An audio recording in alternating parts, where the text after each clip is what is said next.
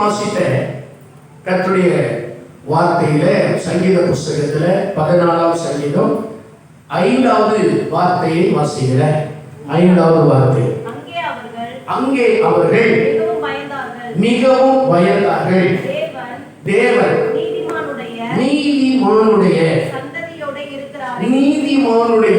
சந்ததியோடே இருக்கிறார். தேவன் நீதிமானுடைய சந்ததியோடு இருக்கிறார். சொல்லுங்க, தேவன் நீதிமானுடைய சந்ததியோடே இருக்கிறார். அல்லேலூயா. திரும்பவும் சொல்லுங்க, தேவன் நீதிமானுடைய சந்ததியோடே இருக்கிறாரே.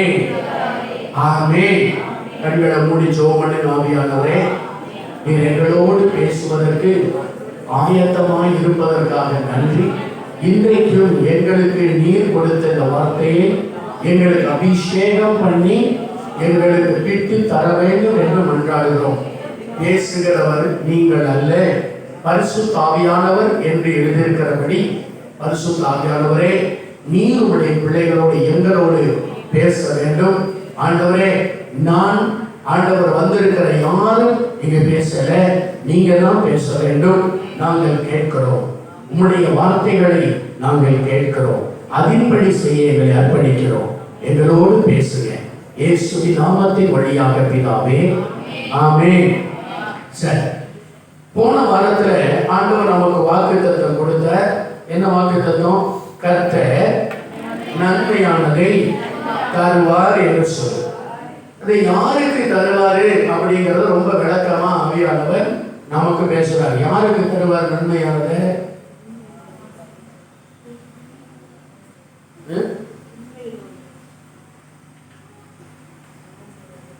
பாத்தீங்களா? அவ்வளவு கத்தி விளக்கமா சொல்லி கொடுத்து முடிக்கிறீங்க. கர்த்தர் யாரெல்லாம் நீதியின் மேல் பசி தாகம் உள்ளவர்களாய் இருக்கிறாரோ அவர்களுக்கு கர்த்தர் நன்மையானதை தருவார். யாரெல்லாம் நீதியின் மேல பசி தாகம் உள்ளவர்களாக இருக்கிறார்களோ அவர்களுக்கு தேவன் நன்மையானதை தருவார். புரிஞ்சுட்டீங்களா? ஆமென். நன்மையானதை தருவார் அப்படின்னா அநியாயம் செய்யறவங்களுக்கும் அக்கிரமம் செய்யறவங்களுக்கும் ஆண்டவர் நன்மையை கொடுத்துட்டு இருக்க மாட்டார். யாரு நீதியான காரியங்கள் இருக்கிறது, நீதி மேல யாருக்கு பசி இருக்கு, யாருக்கு அந்த தாகம் வருகிறதோ அவர்களுக்கு தான் ஆண்டவர் நன்மையானதை தருவார். சரி, இன்றைக்கும் ஆவியானவர் தேவ சமூகத்திலே காத்திருந்த போது அதே நீதியை குறித்து பேசுவதற்கு ஆவியானவர் ஏவினபடினால் இந்த வசனத்தை எனக்கு அடையாளம் காண்பித்தார். ஏன் நீதியை ஆண்டவர் அடிக்கடி பேசுறார் அப்படின்னா இயேசுவினுடைய வருகை மிக சீக்கிரமாய் இருக்கிறது. நீதி செய்கிறவன் இன்னும் நீதி செய்யட்டும், அநியாயம் செய்கிறவன் இன்னும் அநியாயம் செய்யட்டும், அவனவனுக்குரிய பலன் என்னோடு கூட வருகிறது என்று ஆண்டவர் சொல்லுகிறார். அப்போ கடவுளுடைய பிள்ளைகளே, இந்த காலத்திலே கடவுளுடைய பிள்ளைகள் ரொம்ப நீதி உள்ளவர்களாய் காணப்பட வேண்டும். அநீதியான காரியங்கள் நம்முடைய வாழ்க்கையில எந்த காரியத்திலே காணப்பட்டாலும் அந்த அநீதியானவைகளை களைந்து போட்டு நீதியானவைகளுக்கு நம்மை அர்ப்பணிக்க வேண்டும். எத்தனை பேர் ஆமென் சொல்லுங்க? காதுள்ளவர்கள் நல்ல கர்த்தருடைய வார்த்தையை கேளுங்க. அல்லேலூயா. இங்க வாசிக்கிறோம், நீதிமானுடைய சந்ததியோட கர்த்தர் இருக்கிறாரே. அப்படிதானே? ஆமென். நீதிமானுடைய சந்ததியோட யார் இருக்கிறார்? அப்போ ஆண்டவர் யாரோட இருக்கிறாரு அப்படின்னா யாரெல்லாம் நீதியான வாழ்க்கை வாழ்றாங்களோ அவங்க சந்ததியோட, அவங்க பிள்ளைகளுடைய பிள்ளைகளோட ஆண்டவர் எப்பவுமே இருந்துகிட்டே இருப்பாரு. அல்லேலூயா. நம்ம வாழ்க்கை நீதி அற்றதாய் காணப்படுமே, ஆனால் நம்முடைய சந்ததியோட கர்த்தர் இருக்க மாட்டாரு. நம்முடைய சந்ததியோட ஆண்டவர் இருந்தால் அவர்கள் ஆசீர்வாதமாய் இருப்பாங்க. நம்முடைய சந்ததியோட ஆண்டவர் இல்லை அப்படின்னா அவர்கள் ஆசீர்வாதமாக வாழ முடியாது. கர்த்தருடைய வார்த்தை சொல்லுகிறது, நீதிமானுடைய பிள்ளைகள் ஒரு துண்டு அப்பத்துக்கு இறந்து திரிகிறதை நான் காணேன். அப்படின்னா நீதிமானாய் வாழ்கிறவருடைய பிள்ளைகள் ஒரு நாளும் அவர்கள் இறந்துண்டு வாழ மாட்டார்கள். இறந்துண்டு என்று சொன்னால் பிச்சை எடுத்து வாழவே மாட்டார்கள். எத்தனை பேர் ஆமென் சொல்லுங்க? அல்லேலூயா. அப்படின்னா நீதியாய் இல்லாதவர்களுடைய பிள்ளைகள் என்ன நடக்கும்? அவர்கள் இறந்துண்டு வாழ்கிறவர்களாய் மாறுவார்கள். Please listen. நல்ல கவனிக்க கேட்கிறேன். நம்முடைய சந்ததி ஆசீர்வாதமாய் இருக்க வேண்டுமா அல்லது ஆசீர்வாதம் இல்லாத நிலைமையில இருக்க வேண்டுமா என்பதை கடவுளுடைய பிள்ளைகள் தீர்மானிக்க வேண்டும். நாம் இன்றைக்கு அநீதியாய் வாழ்ந்து அநீதியான செயல்களை செய்து துன்மார்க்கமான வாழ்க்கை வாழ்ந்து நாம் நம்முடைய காலங்கள் முடிந்து போகும்போது அடுத்து நம்முடைய சந்ததி, அந்த சந்ததியை நம்முடைய அநீதிகள், நம்முடைய அநீதியான காரியங்கள், நீதி இல்லாத காரியங்கள் பிள்ளைகளுடைய வாழ்க்கையை, பிள்ளைகளுடைய வாழ்க்கையை அது பாதிக்க ஆரம்பித்து விடும். எந்த அளவுக்கு பாதிக்கும்?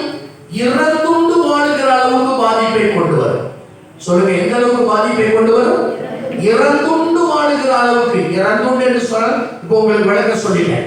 இறந்துண்டு என்று சொன்ன பிச்சை எடுத்து அடுத்தவர்களிடத்தில் கையேந்தி பிச்சை எடுத்து அல்லது யாசகம் வாங்கி சாப்பிடுகிற நிலைமை, அப்படிப்பட்டதான ஒரு ஆபத்தை நம்முடைய அநீதி நிறைந்த வாழ்க்கை உண்டாக்கி விடும். ஆமென். அப்படியானால் நம்முடைய சந்ததி ஆசீர்வதிக்கப்பட வேண்டும் என்று சொன்னால், நம்முடைய சந்ததி ஆசீர்வாதமாய் வாழ வேண்டும் என்று சொன்னால், இப்பொழுது வாழுகிற நாம் ஒவ்வொரு காரியத்திலும் ரொம்ப ரொம்ப நீதியாய் நாம் வாழ்ந்து விட வேண்டும். எத்தனை பேர் ஆமென் சொல்றீங்க? அப்போ ஒரு கடவுளுடைய பிள்ளைகளுடைய வாழ்க்கையில மிகவும் கவனமாய் கை கொள்ள வேண்டிய காரியம் நீதியாய் இருக்க வேண்டும். சொல்லுங்க, எப்படி இருக்க வேண்டும்? அல்லேலூயா. ஆண்டவர் இந்த கிருபையை நமக்கு தருவாராக. ஏன் என்றால் நம்முடைய தேவன் நீதியின் தேவன். சொல்லுங்க, நம்முடைய தேவன். சொல்லுங்க, சொல்லுங்க, நம்முடைய தேவன் நீதியின் தேவன். ஆமென். அவரை குறித்து வேதம் சொல்லுகிறது, அவர் நீதியின் சூரியனாக இருக்கிறார். ஆமென். அவர் நீதியின் தேவன் மாத்திரமல்ல, அவர் நீதியின் சூரியனாக இருக்கிறார். ஆபிரகாம் ஆண்டவரை பார்த்து சொல்லுகிறார், சர்வ லோகத்தின் நியாயாதிபதி, சர்வ லோகத்துக்கும் நீதி செய்கிறவர், சர்வ லோகத்தையும் நீதியாய் நடத்துகிற தேவன் நம்முடைய தேவன். அவரிடத்துல எந்த விதமான அநீதியும் இல்லை. ஆமென் சொல்லுங்க. அவரிடத்துல எந்த விதமான அநீதிகளும் இல்லை. அநீதிகளுக்கு துணை போகிறவரும் இல்லை. கடந்த நாட்களிலே என்னிடத்தில் ஒருவர் போன் பண்ணி, இந்த மாதிரி என்னுடைய உறவினர் ஒருவரை அவர்கள் போலீசார் கைது பண்ணி அவர்கள் சிறையிலே கொண்டு போய் வைத்திருக்கிறார்கள், அவர்களுக்காக செபியுங்கள் என்று சொன்னபோது நான் செபித்தேன். ஆண்டவரே, அவர்களுடைய காரியம் நீதியாய் இருந்தால் அவர்களை விடுதலையாகும். அவர்கள் அநீதி செய்துவிட்டு, தவறு செய்துவிட்டு, தீமையானவைகளை செய்துவிட்டு நான் செபித்ததினாலே தேவன் அவர்களை வெளியே கொண்டு வந்து விட மாட்டார். அப்படி செய்தால் தேவன் அநீதிக்கு துணை போகிறவராய் இருப்பார். ஆமென். தேவன் நீதிமான்கள் மேல் அவர் கண்ணோக்கமாய் இருக்கிறார். கடவுளுடைய பிள்ளைகளே, நம்முடைய வாழ்க்கை எப்படிப்பட்ட நிலையிலே இருக்கிறது? நாம் நம்முடைய வாழ்க்கையில நீதியானவைகளை பின்பற்றுகிறோமா? நீதியானவைகளுக்கு நம்மை அர்ப்பணிக்கிறோமா? எந்த விஷயத்திலேயாவது நாம் அநீதிக்கு துணை போகிறோமா என்பதை கவனித்து, அப்படிப்பட்ட காரியங்கள் நம்முடைய வாழ்க்கையில இருக்குமானால் அவைகளை களைந்து போட வேண்டும். இல்லை என்று சொன்னால் நம்முடைய சந்ததிக்கு அது ஒரு பெரிய ஆபத்தை நிகழ்த்திவிடும். அல்லேலூயா. எத்தனை பேர் ஆமென் சொல்றீங்க? ஆகவே நம்முடைய ஒவ்வொரு செயல்களும் நீதியாக காணப்பட வேண்டும். வசனத்தை வாசித்து பாருங்கள். நீதிமொழிகளின் புஸ்தகம் 1ஆம் அதிகாரம் அதனுடைய 6வது வார்த்தையை வாசித்து பாருங்கள் வேகமாக. நீதிமொழியையும் அதன் அர்த்தத்தையும் ஞானிகளின் வாக்கியங்களையும் அவர்கள் உரைத்த புதை பொருட்களையும் அறிந்து கொள்வான். சாரி, 1:6 16 மாறிடுச்சு. அதாவது அவர் நீதியான வாழ்க்கையை அறிந்திருக்கிறார். சொல்லுங்க, ஒவ்வொருவருடைய வாழ்க்கையும் தேவன் என்ன பண்ணியிருக்கிறார்? அறிந்திருக்கிறார். ஆண்டவருடைய வார்த்தை சொல்லுகிறது, உன் உட்கார்தலையும் உன் எழுந்திருத்தலையும் நீ அமர்ந்திருப்பதையும் நீ படுத்திருப்பதையும் நான் அறிந்திருக்கிறேன். ஆமென் சொல்லுங்க. நான் செய்கிற அநீதி யாருக்கும் தெரியாது என்று அல்ல, என்னுடைய ஒவ்வொரு அசைவுகளையும் தேவன் அறிந்திருக்கிறார். ஆமென் சொல்லுங்க. என் மனைவியை நான் மறைக்கலாம், என் தேவனை நான் மறைக்க இயலாது. என் தேவனுடைய கண்கள் சுற்றி உலாவிக் கொண்டே இருக்கிறது. எத்தனை பேர் ஆமென் சொல்லுங்க? மற்றவருடைய கண்களை நான் மறைக்க இயலும், தேவனுடைய கண்களை என்னால் மறைக்க சொல்லுங்க. எல்லாரும் சொல்லுங்க, தேவனுடைய கண்களை மறைக்க இயலாது. ஏனென்றால் அவருடைய கண்கள் சுற்றி உலாவிக் கொண்டே இருக்கிறது. தாவீது சொல்கிறார், உடைய கண்களுக்கு மறைவாக நான் எங்கே போவேன்? உடைய கண்களுக்கு மறைவாக நான் எங்கே போவேன்? வானத்துக்கு ஏறினாலும் உடைய கண்கள் அங்கேயும் என்னை பார்க்கும். நான் பாதாளத்தின் அடியிலே போய் படுக்கை போட்டாலும் உங்களுடைய கரங்கள் அங்கேயும் என்னை பிடிக்கும். கடவுளுடைய பிள்ளைகளே, நம்முடைய வாழ்க்கையில எந்த விதத்திலையும் அநீதியான செயல்கள் ஒரு நாளும் காணாதபடி அவைகளை அகற்றி உங்களை நீதிக்கு உட்படுத்திக் கொள்ள வேண்டும். எத்தனை பேர் ஆமென் சொல்லுங்க? உங்க கையை வழி சொல்லுங்க, ஆண்டவரே, ஒருவேளை என்னுடைய வாழ்க்கையில அநீதியான காரியங்கள் காணப்படுமையானால் இன்றைக்கே நான் மனம் திரும்புகிறேன், இப்பொழுதே நான் மனம் திரும்புகிறேன். என் அநீதிகளை மன்னித்து என்னை நீதியின் பாதையிலே நடத்தும். எல்லாம் சொல்லுங்க, என்னை நீதியின் பாதையிலே நடத்தும் ஆண்டவரே. அல்லேலூயா. கடவுளுடைய பிள்ளைகளே, நாம் செய்கிறது ஒருவேளை இப்பொழுதுக்கு அதுக்கு நன்மையாக இருக்கலாம்.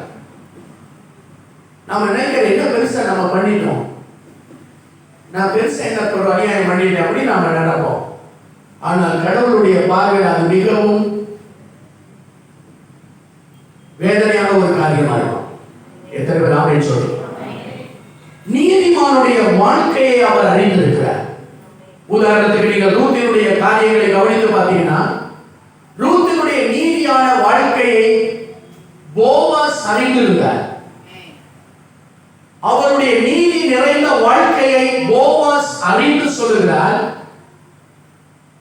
அவருடைய பாதத்தில் அடைக்கலமாய் வந்த உனக்கு அவராலே நிறைவான பலன் உண்டு. கடவுளுடைய பிள்ளைகளே, நம்முடைய தேவன் எல்லாவற்றையும் ஆராய்ந்து பார்க்கிறார். நாம் கர்த்தரை ஆராதிப்பதினால, நாம் கர்த்தரை தொழுது கொள்வதனால நம்மை கண்டு கொள்ளாமல் கண்டும் காணாமல் விட்டு விடுகிறவர் அல்ல. வேதம் சொல்லுகிறது, தேவனுடைய நியாய தீர்ப்பு முதலாவது எங்கு துவங்கும் என்று சொன்னால் கர்த்தருடைய வீட்டிலே துவங்கும். தேவன் முதலாவது உலகத்தை நியாயம் தீர்ப்பதற்கு முன்பதாக சபையை முதலாவது நியாயம் தீர்ப்பார். சபையை நியாயம் தீர்த்து விட்டுத்தான் தேவனை அறியாத மக்களுக்கு நியாய தீர்ப்பு இருக்கும். கடவுளுடைய பிள்ளைகளே, நம்முடைய ஆண்டவரை போல நீதிபரர் எவரும் இல்லை. அவரை எதை கொடுத்தும் சரிப்படுத்த முடியாது. எதை கொடுத்தும் அவருக்கு பரிதானம் கொடுத்தோ அல்லது வேற எதையாவது கொடுத்தோ அவரை ப்ளீஸ் பண்ண முடியவே முடியாது. ஆமென் சொல்லுவோமா? கர்த்தருடைய பிள்ளைகளான நம்முடைய வாழ்க்கையில ஒவ்வொரு செயல்களிலும் நீதியானவைகள் இருக்க வேண்டும். ரூத்தினுடைய வாழ்க்கையை நீங்கள் கவனித்து பாருங்கள். ரூத்தினுடைய புஸ்தகத்தை திருப்பிக் கொள்ளுங்கள். ரூத்தினுடைய புஸ்தகம்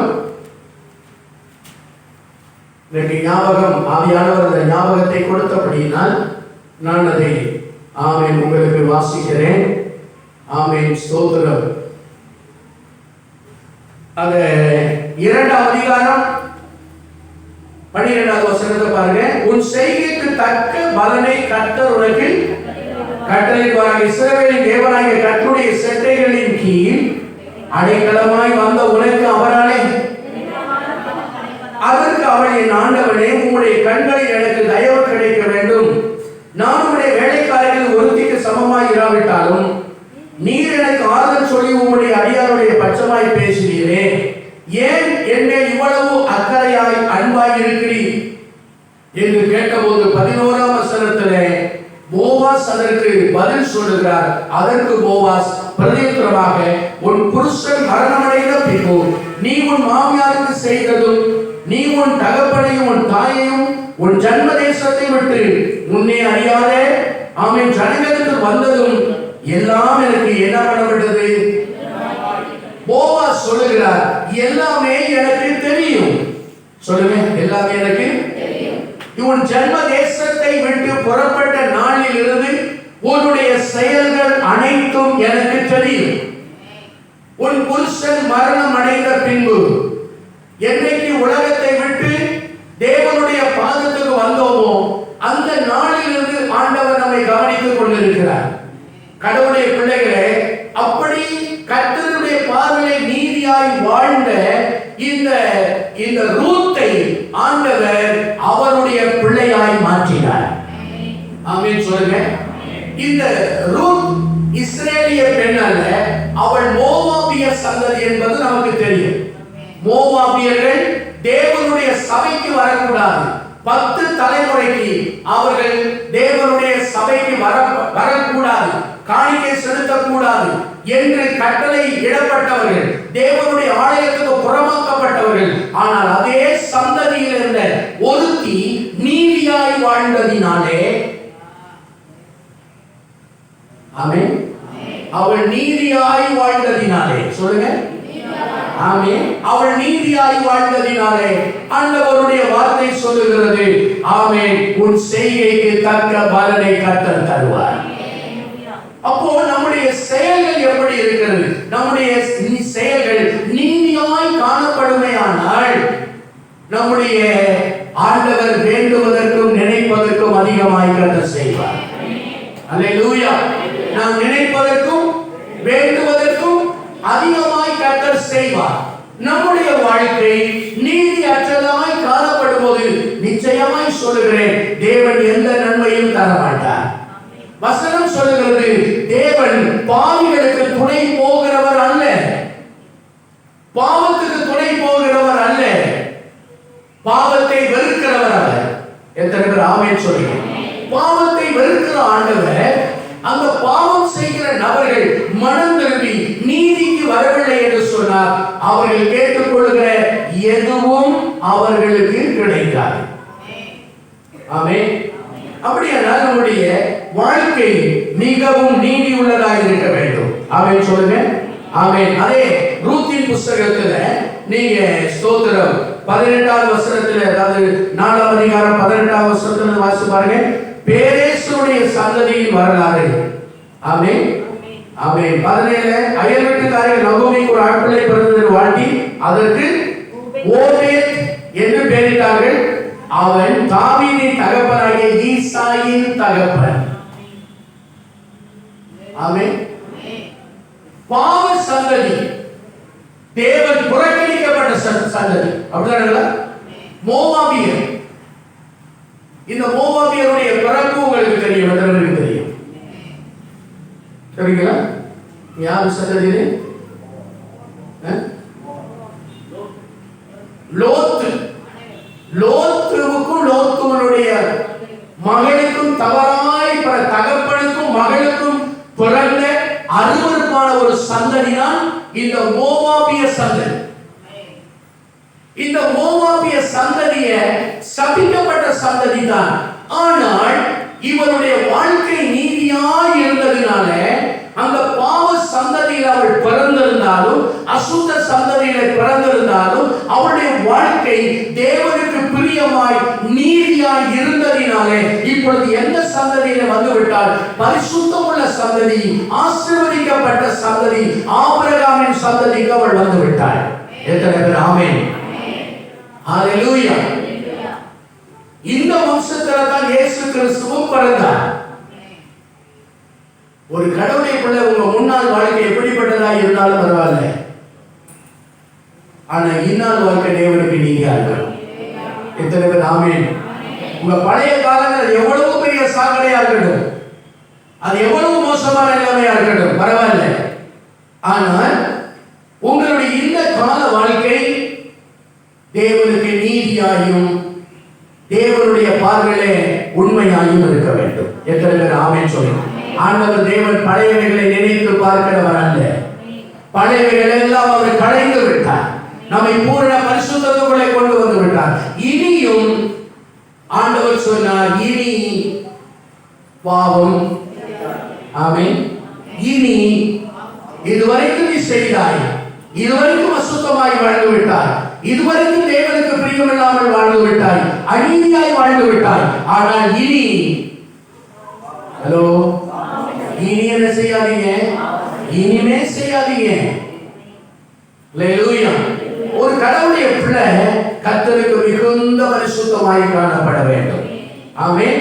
சங்கீதம் 5:12 எடுத்து வாசித்து பாருங்க. சங்கீதம் 5:12 எடுத்து வாசித்து பாருங்க. வேகமாக வேகமாக. கர்த்தாவே நீதிமானை ஆசீர்வதித்து காருண்யம் என்னும் கேடகத்தினால் அவரை சூழ்ந்து கொள்வீர். அல்லேலூயா. கர்த்தாவே நீர் என்ன செய்கிறீர்? நீதிமானை ஆசீர்வதிக்கிறார். அப்போ தேவன் யாரை ஆசீர்வதிக்கிறார்? எல்லாம் சொல்லுங்க. அப்ப இந்த உலகத்தில் இருக்கிற மனுஷனா அவனை நல்ல செழிப்பா இருக்கிறானே, அவனையும் ஆண்டவர் அவனை ரொம்ப அக்கிரமம் பண்றான், அநியாயம் பண்றான், அவனை ஆண்டவர் ஆசீர்வதிக்கிறாரா? இல்ல, அது வேற ஆள் மூலமாய் வருகிற ஆசீர்வாதம். அல்லேலூயா.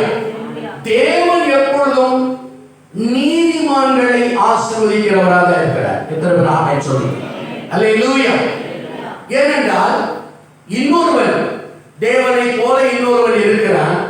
அவன் அநீதிமான்களை ஆசீர்வதித்துக் கொண்டே இருப்பான்.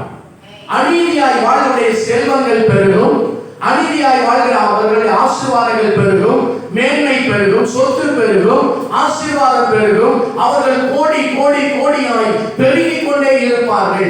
ஏனென்று சொன்னால் சாத்தானுக்கும் ஒருவனை ஆசீர்வதிக்கக்கூடிய செல்வத்தை கொடுக்கக்கூடிய அவருக்கு அந்த வல்லமை உண்டு. ஆமென். ஆகவேதான் ஆண்டவர் சொன்னார், இதோ உலகத்தின் அதிபதி என்று அவனை சொன்னார். சாத்தானை பார்த்து ஆண்டவர் சொன்னார், இதோ உலகத்தின் அரசன் அவன். இந்த உலகத்தின் அரசன் அவன் தன்னை பின்பற்றுகிறவர்களுக்கு, தன்னுடைய காரியங்களை செய்கிறவர்களுக்கு ஏராளமான நன்மைகளை கொடுத்து கொண்டே இருப்பான். செல்வத்துக்கு மேல செல்வம் பெருகும், ஆசீர்வாதத்துக்கு மேல் ஆசீர்வாதம் பெருகும், இதெல்லாம் நிரம்பி வழியும். ஆனால் இவைகள் அனைத்தும் அவனை நரகத்துக்கு கொண்டு போய்விடும். ஆனால் நம்முடைய தேவன் நீதிமான்களை ஆசீர்வதிக்கிறவர். ஆமென் சொல்லுங்க. இந்த வசனத்தை once again திரும்ப வாசிங்க. கர்த்தாவே நீதிமானை ஆசீர்வதித்து. போதும். ஆண்டவரே நீ யாரை ஆசீர்வதிக்கிறீர்? நீதிமானை ஆசீர்வதிக்கிறீர். சொல்லுங்க. ஆமென். கர்த்தருடைய பிள்ளைகளே, நீங்கள் நீதியாய் வாழ்வீர்களானால் ஆண்டவர் உங்களை மகிமையாய் ஆசீர்வதித்து விடுவார். அல்லேலூயா. உங்களுடைய வாழ்க்கை, குடும்பம், பொருளாதாரம் இவைகளிலே தேவனுடைய பரிபூரண ஆசீர்வாதங்கள் வந்து இறங்க ஆரம்பித்து விடும். எத்தனை பேர் ஆமென் சொல்றீங்க? ஆண்டவருடைய பிள்ளைகளே, நீதிமானுடைய வீட்டிலே அநேக பொக்கிஷங்கள் உண்டு. உங்கள் வீடு பொக்கிஷங்கள் நிறைந்த வீடாக இருக்க வேண்டும் என்று சொன்னால் உங்களுடைய வாழ்க்கை நீதியா இருக்கணும். சொல்லுங்க. உங்க பேச்சு நீதியா இருக்கணும், உங்க செயல்கள் நீதியா இருக்கணும். ஆமென். உங்களுடைய ஒவ்வொரு காரியங்களும் ஆண்டவருக்கு பிரியமாய் நீதியாய் இருக்குமேயானால் உங்க வாழ்க்கை மகிமையான ஆசீர்வாதத்தை பெறும். எத்தனை பேர் ஆமென் சொல்றீங்க? அல்லேலூயா. நீதிமானை அவர் ஆசீர்வதிக்கிறார். நீதிமொழிகள் 10:22. நான் கொஞ்சம் வேகமா முடிக்க விரும்புகிறேன். நீதிமொழிகள் 10:22 வாசித்து பாருங்க. கர்த்தரின் ஆசீர்வாதமே ஐஸ்வரியத்தை தரும். கர்த்தருடைய ஆசீர்வாதமே. ஆமென். அவருடைய ஆசீர்வாதம் நம்முடைய வாழ்க்கையில என்ன தரும்? ஆமென். அல்லேலூயா. கடவுளுடைய பிள்ளைகளே, தேவனே நம்மை ஆசீர்வதிக்கிறவர். தேவனே ஒருவனை கூலியில் இறங்க பண்ணுகிறவரும் அதிலிருந்து ஏற பண்ணுகிறவருமாய் இருக்கிறார். தாழ்த்துகிறவரும் உயர்த்துகிறவரும் அவர்தான். கடவுளுடைய பிள்ளைகளே, உங்க வாழ்க்கை தேவனால் ஆசீர்வதிக்கப்பட வேண்டும் என்று சொன்னால் நீங்கள் எல்லா விஷயத்திலும் நீதியாய் இருக்க வேண்டும். ஆமென் சொல்லுங்க. கரகரவே சொல்லுங்க. ஆண்டவரே, நான் ஒவ்வொரு காரியத்திலும் நீதியாய் இருப்பதற்கு எனக்கு உதவி செய்யும் ஆண்டவரே. அநீதியான காரியங்களை என் வாழ்க்கையில் இருந்து நீர் எடுத்து போடும் ஆண்டவரே. அல்லேலூயா. என் தேவனாகிய கர்த்தர் அப்படி செய்வாராக. அப்போ கர்த்தருடைய வார்த்தை என்ன சொல்லுகிறது? கீழே வாசித்தோம் அல்லவா? நீதிமொழிகள் 10:22 எப்படி வாசித்தோம்? கர்த்தருடைய ஆசீர்வாதமே. ஆனால் அதே சமயத்தில் உலகத்தில் ஒருவன் இருக்கிறான், அவனும் ஆசீர்வாதத்தை தருவான். கர்த்தருக்கு பிரியமானதை நீங்கள் செய்யும் போது கர்த்தருடைய ஆசீர்வாதம் இறங்கி வரும். சாத்தானுக்கு பிரியமானதை செய்யும் போது சாத்தான் ஆசீர்வதிக்க ஆரம்பிச்சிருவான். அல்லேலூயா. ரெண்டு விதமான ஆசீர்வாதம். தேவன் கொடுக்கிற ஆசீர்வாதத்திலே அவர் வேதனையை கூட்ட மாட்டார். சாத்தான் கொடுக்கிற ஆசீர்வாதத்திலே அவர் வேதனையை கூட்டுவார். ஆமென் சொல்லுங்க. ரெண்டு வித்தியாசம் இருக்கிறது. ஆண்டவர் ஒரு ஆசீர்வாதத்தை கொடுப்பாரானால் அதனோடு கூட அவர் வேதனையை கூட்டவே மாட்டார். அல்லேலூயா. ஒரு ரூபா ஆண்டவர் உங்களுக்கு ஆசீர்வாதம் கொடுப்பாருன்னா அந்த ஒரு ரூபா உங்க கையில இருக்கும். சாத்தான் ஒரு ரூபா ஆசீர்வாதத்தை கொடுத்தான் அப்படின்னா 10 ரூபாய் செலவு ரெடியா வச்சிருப்பான். அல்லேலூயா. ஏனென்றால் ஆண்டவர் அவனுக்கு ஒரு பெயர் கொடுத்திருக்கிறார். அவன் கொல்லவும் அழிக்கவும் வருகிறானே அன்றி வேற ஒன்றுக்கும் அவன் வரமாட்டான். அல்லேலூயா. ஒரு ரூபாயை கொடுத்து உங்கள் 10 ரூபாய் செலவு செய்ய வைத்து உங்களை வேதனைப்படுத்துவதே சாத்தானுடைய நோக்கம். கடவுளுடைய பிள்ளைகளே, நீங்கள் நீதியாய் இருக்கும்போது உங்களுக்கு ஆண்டவர் ஆசீர்வாதத்தை கொடுப்பார். அந்த ஆசீர்வாதம் உங்களுக்கு வேதனையை கொடுக்கவே கொடுக்காது. ஆமென். அல்லேலூயா. ஆமென் சொல்லுங்க. உங்க குடும்ப காரியத்தில் நீதியா இருக்கணும். ஒரு கணவன் நீதியா இருக்கணும், ஒரு மனைவி நீதியா இருக்கணும், பிள்ளைகள் நீதியா இருக்கணும், பெற்றோர்கள் நீதியா இருக்கணும், ஜெப காரியத்தில் நீதியா இருக்கணும், ஆண்டவருடைய காரியத்தில் நீதியா இருக்க வேண்டும். அல்லேலூயா. எந்த ஒரு காரியத்திலும் அநீதிகளுக்கு ஒரு சின்ன காரியத்தில் கூட அநீதிக்கு நீங்கள் துணை போய்விட. ஆமென். அல்லேலூயா. அவருக்கு மகிமை உண்டாவதாக. சங்கீதம் 34:15 வாசித்து பாருங்க. 34:15. கர்த்தருடைய கண்கள் நீதிமான்கள் மேல் யாருடைய கண்கள் யார் மேல் நோக்கமாய் இருக்கிறது என்றால் கர்த்தருடைய கண்கள் நீதிமான்களை பார்த்துக்கிட்டே இருக்கான். எத்தனை பேர் சொல்றீங்க? ஆமென். அப்ப ஆண்டவருடைய கண் யாரை பார்த்துக்கிட்டே இருக்கும்? நம்ம நீதியா வாழ்ந்தவன ஆண்டவர் நம்மளை பார்த்துக்கிட்டே இருப்பாரு. ஏன் பார்த்துக்கிட்டு இருப்பாரு? எந்த துன்பமும் வந்துடாம, வேதனை வந்துடாம, பிரச்சனை வந்துடாம, உபத்திரம் வந்துடாம, போராட்டம் வந்துடாம, தீங்குகள் வந்துடாம, ஆமென், மரணம் வந்துடாம, ஆமென், ஆண்டவர் பாதுகாத்து கொண்டே இருப்பார். கரங்களை சொல்லுங்க. அல்லேலூயா. ஆமென். இஸ்ரவேலை காக்கிற தேவன் உறங்குவது இல்லை. அப்ப நீதியாய் வாழ்கிறவர்களை கர்த்தருடைய கண்கள் பார்த்து கொண்டே இருக்கும். சொல்லுங்க. ஆமென். அல்லேலூயா. அவருடைய கண்களுக்கு மறைவா இல்லவே இல்லை. அப்போ கடவுளுடைய பிள்ளைகள் நல்ல தீர்மானம் எடுத்துக்கணும். ஒரு காரியத்துல கூட நான் அநீதியாய் வாழ்ந்து விடக் கூடாது. சரி, நாம் எப்படி நீதிமான்களாய் மாறுவது? கடவுளுடைய வார்த்தை சொல்லுகிறது, உங்கள் கிரியைகளினாலே நீங்கள் நீதிமான்களாக மாற முடியாது. நம்முடைய கிரியைகளினாலே. எப்படி நம்ம நீதிமானா மாறுறது? வசனத்தை வாசித்து பாருங்க. ரோமர் 5:9. இப்படி நாம் அவருடைய இரத்தத்தினாலே நீதிமான்களாக்கப்பட்டிருக்க கோபாக்கினைக்கு நீங்களாக அவராலே நாம் ரட்சிக்கப்படுவது அதிக நிச்சயமாமே. நீங்க வசனத்தின் துவக்கத்தை நீங்கள் பாருங்க. இயேசு கிறிஸ்துவினுடைய ரத்தம் நம்மை சொல்லுங்க. இயேசு கிறிஸ்துடைய ரத்தம் நம்மளை எப்படி மாற்றும்? அப்போ நாமளே நீதிமானாக மாற்ற முடியாது. இயேசு கிறிஸ்துவினுடைய ரத்தம் நம்முடைய வாழ்க்கையை நீதியாய் மாற்றும். ஆமென் சொல்லுங்க. நீங்க இயேசுவினுடைய ரத்தத்தினாலே உண்மையாய் கழுவப்பட்டிருப்பீர்களானால் நீங்கள் நீதிமான்களாக்கப்படுவீர்கள். சரி, ஆமென். எத்தனை பேர் சொல்றீங்க? எத்தனை பேர் இயேசுவின் ரத்தத்தால் கழுவப்பட்டிருக்கிறோம்? எல்லாரும் இயேசுவின் ரத்தத்தால் கழுவப்பட்டிருக்கிறோமா? எத்தனை பேர் சொல்றீங்க இயேசுவின் ரத்தத்தினாலே நான் கழுவப்பட்டிருக்கிறேன்? சொல்லுங்க, இயேசுவின் ரத்தத்தினாலே நான் கழுவப்பட்டிருக்கிறேன். அல்லேலூயா, ஆமென். அப்ப இயேசுவின் ரத்தத்தால கழுவப்பட்டுட்டா நாம யாரா இருக்கிறோம்? நீதிமான்களாக இருக்கிறோம். அல்லேலூயா. அப்படின்னா நம்ம வாழ்க்கையில ஒரு காரியத்துல கூட அநீதி இருக்கவே கூடாது. சொல்லுங்க, இருக்கவே. ஆமா, இருக்கவே கூடாது. பொய்யா வாழவே கூடாது. உண்மையற்ற வாழ்க்கை நமக்கு வேண்டவே வேண்டாம். கர்த்தருக்கு பிரியமான காரியங்களை நாம செய்யணும். ஆமென் சொல்லுங்க. அப்ப இயேசுவினுடைய ரத்தம் எப்ப நம்ம கழுவும்? என்றைக்கு உங்களை நீங்கள் பாவி என்று ஒத்துக்கொண்டு, ஆண்டவரே நான் ஒரு பாவி, என் பாவத்தை மன்னியும், உம்முடைய ரத்தத்தால் என்னை கழுவும் என்று ஆண்டவரிடத்தில் நம்மை அர்ப்பணிக்கிறோமோ, அன்றைக்கு அவருடைய ரத்தம் நம்முடைய பாவங்களை கழுவும். அல்லேலூயா.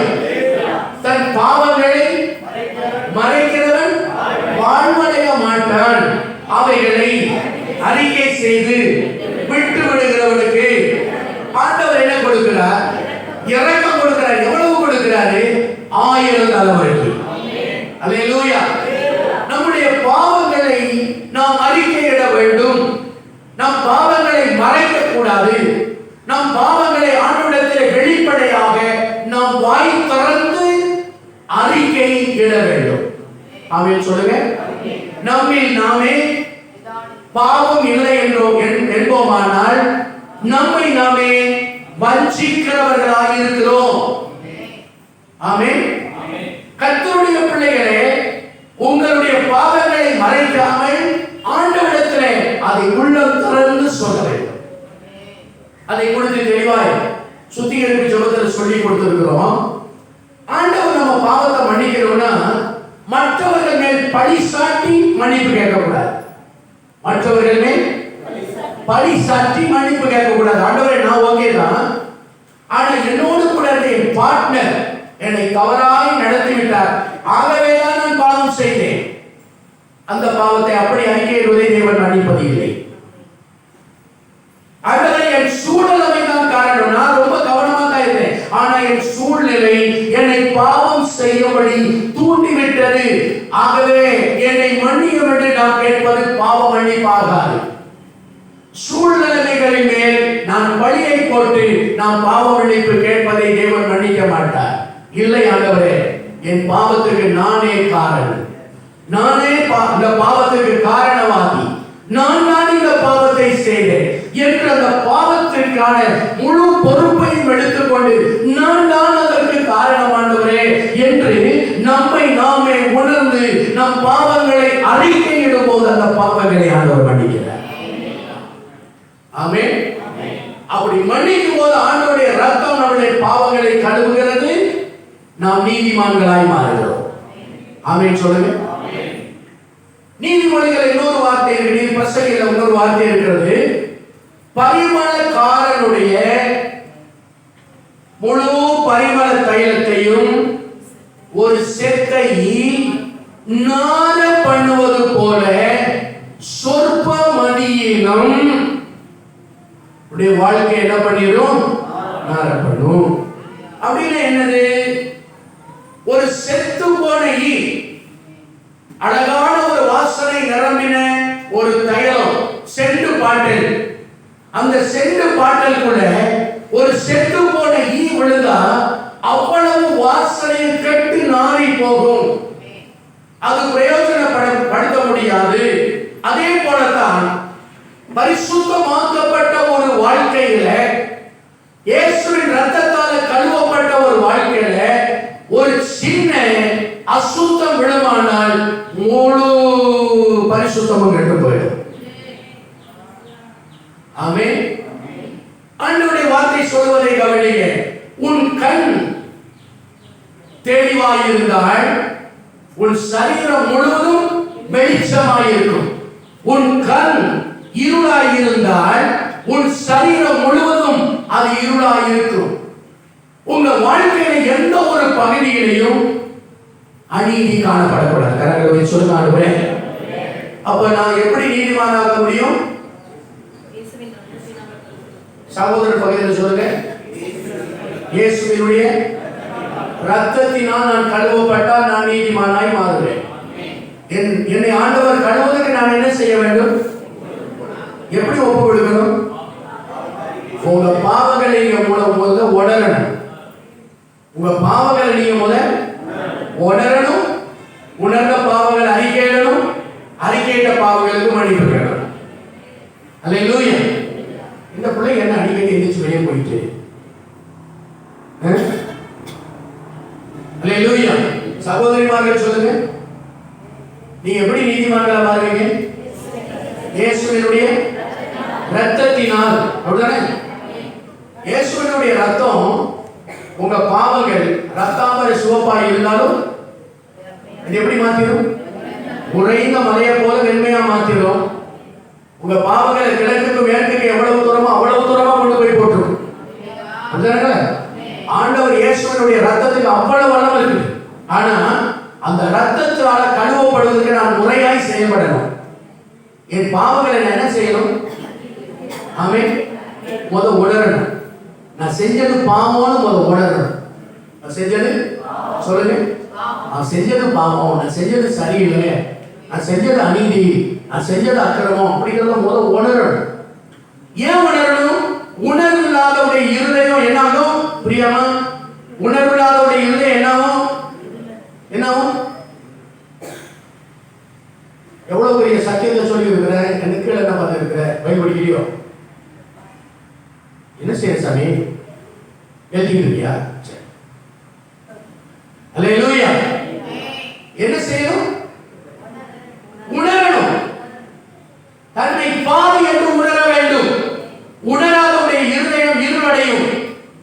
உணராதவருடைய இருதயம் நான் என்ன செஞ்சுட்டேன் அப்படிங்கிற மாதிரி ஒரு கேள்வி. என்ன பண்ணிட்டேன்? நான் பாவங்களை உணராமல் அறிக்கையிடுடைய பாவங்கள் மன்னிக்கப்படாது. சொல்லுங்க. பாவங்களை உணராமல் அறிக்கையிடுகிற பாவங்கள் தேவனால் மன்னிக்கப்படுவது அல்ல. உணராத அறிக்கையிடுகிற பாவங்கள் பார்மாலிட்டி பிரைட். அப்ப என்னுடைய பாவங்களை நான் உணர வேண்டும். என்னுடைய பாவங்களை நான் உணர வேண்டும்.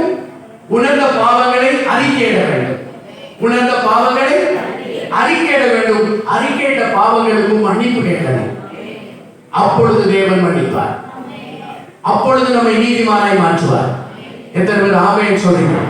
அல்லேலூயா, அல்லேலூயா. அடுத்த காரியம் பாருங்க. ரோமர் 5:19 வாசித்து பாருங்க. எப்படி நாம் நீதிமான்களாக முடியும்? அன்றியும் ஒரே மனுஷனுடைய கீழ்ப்படியாமையினாலே அநேகர் பாவிகள் ஆக்கப்பட்டது போல ஒருவருடைய கீழ்ப்படிதலினாலே அநேகர் நீதிமான்களாக்கப்படுகிறார்கள். Thank you. Hallelujah. நல்ல வசனத்தை கவனிங்க. அன்றையும் ஒருவருடைய கீழ்ப்படியாமையினாலே என்ன நடந்ததா? அநேகர். இதை யார் சொல்றாரு? ஆதாம். யாருங்க? ஆதாம் என்கிற ஒரு மனுஷனுடைய கீழ்ப்படியாமையினாலே என்ன வந்துச்சா? எல்லாரும் என்னவா மாறினாங்க? பாவிகளா மாறினாங்க. ஆனா இரண்டாம் ஆதாம் இயேசு கிறிஸ்துவானவர் சிலுவையில் மரண பரியந்தம் தன்னை தாழ்த்தி பிதாவின் சித்தத்துக்கு தன்னை கீழ்ப்படுத்தினதினாலே எல்லாரும் எப்படி மாறினாங்க? அப்போ உங்களிடத்தில் ஒரு கேள்வி, நான் எப்படி நீதிமானாய் மாற முடியும்? ஒன்று, இயேசுவின் இரத்தத்தினாலே. இரண்டாவது காரியம், நம்முடைய கீழ்ப்படிதல். சொல்லுங்க, நம்முடைய எல்லாரும் சொல்லுங்க, கீழ்ப்படிதல். கர்த்தருடைய வார்த்தைக்கு, கர்த்தருடைய வசனத்துக்கு, கர்த்தருடைய சத்தியத்துக்கு ஒரு மனிதன் கீழ்ப்படியும் போது அவன் நீதிமானாக்கப்படுகிறான். நல்ல கரங்களை சொல்லுங்க, ஆண்டவரே உங்க சத்திய வார்த்தைக்கு நான் கீழ்ப்படிந்து நான் நீதிமானாக மாற வேண்டும். ஆண்டவரே எனக்கு உதவி செய்யுங்கன்னு சொல்லுங்க. எனக்கு உதவி செய்யுங்க ஆண்டவரே. அல்லேலூயா. கடவுளுடைய பிள்ளையே, நான் நீதிமானாய் மாற கர்த்தருடைய வார்த்தைக்கு, சத்தியத்திற்கு நான் அப்படியே கீழ்ப்படிய வேண்டும். அல்லேலூயா. அவருடைய வார்த்தைக்கு நான் கீழ்ப்படியும் போது அவருடைய வார்த்தை என்னை பரிசுத்தமாக்குகிறது, என்னை நீதிமானாய் மாற்றுகிறது. ஆமென் சொல்லுங்க, கரங்களை சொல்லுங்க. ஆமென். அப்போ ஒரு கடவுளுடைய பிள்ளை எப்படி நீதிமானாய் மாற முடியும்? சொல்லுங்க, கர்த்தருடைய வார்த்தைக்கு கீழ்ப்படியணும். ஆமென் சொல்லுங்க. ஆண்டவருடைய வசனத்துக்கு, சத்தியத்துக்கு கீழ்ப்படியணும். எதிர்த்து நிற்கிறவங்களா இருக்க கூடாது. அவன் வணங்கா கருத்துள்ளவங்களா இருக்க கூடாது. அவருடைய சத்தியத்துக்கு ஆம் என்றும் ஆமென் என்று அப்படியே கீழ்ப்படியணும். அந்த கீழ்ப்படிதல் நம்மை நீதிமான்களாய் மாற்றும். ஆமென் சொல்லுங்க. இன்னொரு வார்த்தை இருக்கு வேதத்துல, கீழ்ப்படியாமையின் பிள்ளைகளிடத்துல எந்த ஆவி கிரியை செய்யுமா? அது ஒரு வார்த்தை. கீழ்ப்படியாமையின் பிள்ளைகளிடத்துல எந்த ஆவி கிரியை செய்யுமா? வானமண்டல ஆவி. சொல்லுங்க, எந்த ஆவி கிரியை செய்யுமா? ஏன்னா இவன் கீழ்ப்படியாத ஆளு. பாருங்க, அந்த பொல்லாதவன் என்ன பண்ணாதவன். அப்ப யாரெல்லாம் கீழ்ப்படியலையோ அவங்க வாழ்க்கையில இந்த ஆவிகள் கிரியை செஞ்சுட்டே இருக்குமா? அல்லேலூயா. கர்த்தருடைய வார்த்தைக்கு, வசனத்துக்கு, சத்தியத்துக்கு கீழ்ப்படியாத கர்த்தருடைய பிள்ளைகள் அவங்க வாழ்க்கையில இந்த வானமண்டல ஆவி கிரியை செய்து கொண்டே இருக்குமா? இன்னொரு வசனம் இருக்குது, கீழ்ப்படியாத பிள்ளைகளிடத்துல தேவனுடைய கோபம் வெளிப்படும். என்ன வெளிப்படும்? தேவனுடைய கோபம் வெளிப்படும். அப்போ ஒரு கர்த்தருடைய பிள்ளை கர்த்தருடைய வசனத்தை, சத்தியத்தை கேட்கிறவர்களாய் மாத்திரமல்ல, அவருடைய வசனத்துக்கு கீழ்ப்படுகிறவர்களாய் இருக்கணும். சொல்லும் அடியேன் கேட்கிறேன். ஆமென். அல்லேலூயா. மூணாவது காரியம் வாசித்து முடிக்க போறோம். லூக்கா 5:14. அவர் அவனை நோக்கி நீ இதை ஒருவருக்கும் சொல்லாமல். 5:14 லூக்கா 5:14 போட்டி. அவர் அவனை நோக்கி நீ இதை ஒருவருக்கும் சொல்லாமல் போய் உன்னை ஆசாரியனுக்கு காண்பித்து நீ சுத்தமானது நிமித்தம் மோசே கட்டளையிட்டபடியே அவர்களுக்கு சாட்சியாய் பலி செலுத்து என்று கட்டளையிட்டார். Thank you brother. வாசிக்க வேண்டிய வசனம் மாறி இருக்கிறது. இரண்டு பேர் தேவனுடைய ஆலயத்துக்கு ஜெபிக்க போகிறார்கள். ஒருவன் ஆயக்காரன், இன்னொருவன் பரிசேயர். இல்லைங்களா? ஒருவன் தேவாலயத்துக்கு அருகாமைக்கு போனான். அவன் தன்னை மிகைப்படுத்திக் கொண்டான், தன்னுடைய பெருமைகளை எல்லாம் சொன்னான். ஆனால் இன்னொருவன்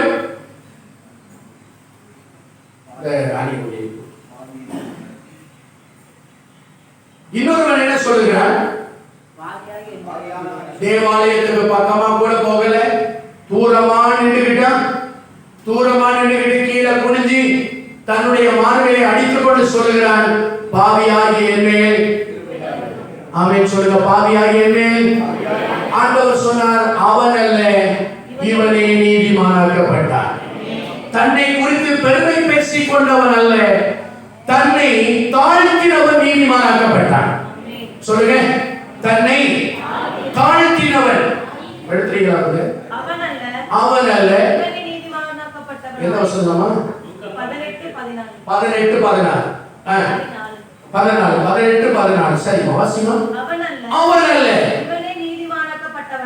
தன் வீட்டுக்கு திரும்பி போனான் என்று உங்களுக்கு சொல்லுகிறேன். அவன் அல்ல, இவனே. எவன் தன்னை குறித்து பெருமையாய் பேசிக் கொண்டவன் நீதிமான் அல்ல. தன்னை குறித்து பிணற்றிக் கொண்டவன் நீதிமான் அல்ல. தன்னை தாழ்த்தினானே அவனே நீதிமான். அப்படியானால் மூன்றாவது காரியம், நான் எப்படி நீதிமானாக முடியும்? என்னை நான் தாழ்த்த வேண்டும். ஆமென் சொல்லுங்க. நான் என்னை என்ன பண்ணணும்? நான் என்னை தாழ்த்த வேண்டும். தரை மட்டும் என்னை தாழ்த்த வேண்டும். நான் ஒன்றுமில்லை ஆண்டவரே, என்னை தாழ்த்த வேண்டும். எனக்குள்ள பெருமைகள் இருக்கக்கூடாது.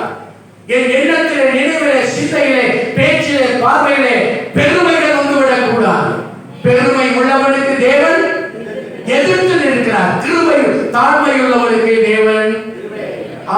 அப்படியானால் ஆண்டவர் யாரை நீதிமானாக்குகிறார்? தாழ்மை உள்ளவர்களை நீதிமானாக்குகிறார். மூணு காரியம். ஒன்று, அவருடைய ரத்தத்தினாலே நீங்கள் நீதிமான்களாகிறீங்க. நம்பர் 2, உங்க கீழ்ப்படிதல். சொல்லுங்க. நம்பர் 3, உங்க வாழ்க்கையில நல்ல தாழ்மை. இந்த தாழ்மை உங்களை நீதிமான்களா மாற்றும். இது உங்க உள்ளத்துல ஆழமா இருக்கட்டும். நான் எவ்வளவு தாழ்மையா இருக்கிறேன்னு பாருங்க. எந்தெந்த விதத்துல நான் தாழ்மையா இருக்கிறேன்? மற்றவர்களுக்கு முன்பாக உங்க வார்த்தைகள் தாழ்மையா இருக்கா? உங்க பேச்சு தாழ்மையா இருக்கா? உங்க செயல்கள் தாழ்மையா இருக்கா? உங்க சிந்தைகள் தாழ்மையா இருக்கா? அந்த தாழ்மை இருந்தால் ஆண்டவர் உங்களை நீதிமானாய் மாற்றுவார். அல்லேலூயா. ஆமென் சொல்லுங்க. ஆண்டவர் உங்களை நீதிமானா மாற்றுவார். அடுத்த காரியம், நல்ல கீழ்ப்படிதல் இருக்கணும். ஆமென் சொல்லுங்க. அவருடைய வார்த்தைக்கு, அவருடைய சத்தியத்துக்கு நல்ல கீழ்ப்படிதல் உள்ளவர்களாக ஆண்டவர் நீதிமான்களா மாற்றுவார். ஆமென். முதல் காரியம், அவருடைய ரத்தத்தினாலே கழுவப்பட்டு, ஆமென் ஸ்தோத்திரம், நீதிமான்களா மாறணும். அப்ப நீதிமான்களுடைய சந்ததியோட கர்த்தர் இருக்கிறார். அல்லேலூயா. நீதிமான்களை அவர் ஆசீர்வதிக்கிறார். அல்லேலூயா. நீதிமான்கள் அவர் என்ன பண்றாரு? ஆசீர்வதிக்கிறார். நீதிமான்களுடைய வாழ்க்கையை அவர் அறிந்திருக்கிறார். அப்ப நீங்க, நான் ரொம்ப நீதியா இருக்கணும். எத்தனை பேர் ஆமென் சொல்றீங்க? ஆமென். நீதிமான் செய்யும் ஊக்கமான வேண்டுதல். கோடிக்கணக்கில் நிரப்பி அது மிகவும் யாருடைய ஜெபம்? சொல்லுங்க. ஹலோ, நல்லா சொல்லுங்க சத்தமா. ஜெபம், வேண்டுதல். என்ன கம்முனே இருக்கிறீங்க? தெரியுமா? இந்த பக்கம் சொல்லுங்க. ஒண்ணு விளங்கல. இன்னொரு சொல்லுங்க. நீதிமான்களுடைய ஊக்கமான ஜெபம், வேண்டுதல் அதிகம் எப்படி பலம் உள்ளது. அப்ப நீதியா இருந்து ஜெபிச்சாதான் கர்த்தரே கேட்பார். நீதி இல்லாதவனுடைய ஜெபத்தை கர்த்தர் என்ன பண்றது இல்ல, கேட்கிறதே கிடையாது. அவருடைய செவிகள் அடைத்துக் கொள்ளும். இன்னைக்கு இந்த ஆராதனை வேளையில கடவுளுடைய பிள்ளைங்க நல்லா கற்றுக்கொள்ளுங்க. என்னுடைய வாழ்க்கை நீதியாய் இல்லாவிட்டால் நான் ஜெபிக்கிற ஜெபம் தேவனுடைய பார்வையிலே அருவருப்பாய் இருக்கும். ஆமென். என்னுடைய வாழ்க்கை தேவனுடைய பார்வையிலே சரியாய் இருக்குமானால் நான் ஜெபிக்கிற ஜெபம் உடனடியாக கேட்கப்படும். ஆமென் சொல்லுங்க. அல்லேலூயா. அப்ப இந்த நாள்ல நல்லா கற்றுக்கொள்ளுங்க. எங்கேயாவது எந்த காரியத்திலேயாவது அநீதிய வாழ்க்கையில காணப்படுதா, நீங்க நீதிமானுடைய பிள்ளைகள். இன்னொரு வார்த்தை ஆரம்பத்திலே கேட்டீங்க, உங்க சந்ததி நல்லா இருக்கணுமா அல்லது வேண்டாமா என்பது உங்க கையில இருக்கு. யார் கையில இருக்கு? சொல்லுங்க. என் கையில தான் இருக்கு. என்னது? நீங்க நீதியா வாழ்ந்தீங்கன்னா உங்க சந்ததியோட ஆண்டவர் இருப்பாரு. அல்லேலூயா. உங்க பிள்ளைங்க ஆசீர்வாதமா இருப்பாங்க. இல்லை என்றால் இறந்துண்டு வாழ்கிற அபாயகரமான நிலைமை வரும். ஆமென். கரங்களை உயர்த்தி ஆண்டவரே, நான் எல்லா விதத்திலும் நீதியா இருக்கணும்பா. அல்லேலூயா. ஆண்டவரே, நான் நீதிமானாய் வாழணும், எனக்கு உதவி செய்யப்பான்னு சொல்லுங்க. எல்லாரும் அப்படியே உலகங்கள் படியிடுங்க, பிள்ளைங்கள் படியிடுங்க. ஒரு ராஜன் மாறுவாங்க. ஒரு 5 நிமிஷம் அல்லது ஒரு 10 நிமிஷம் பிரேயர் நடத்துங்க. நல்ல நீதியான வாழ நாடுகிறேன்.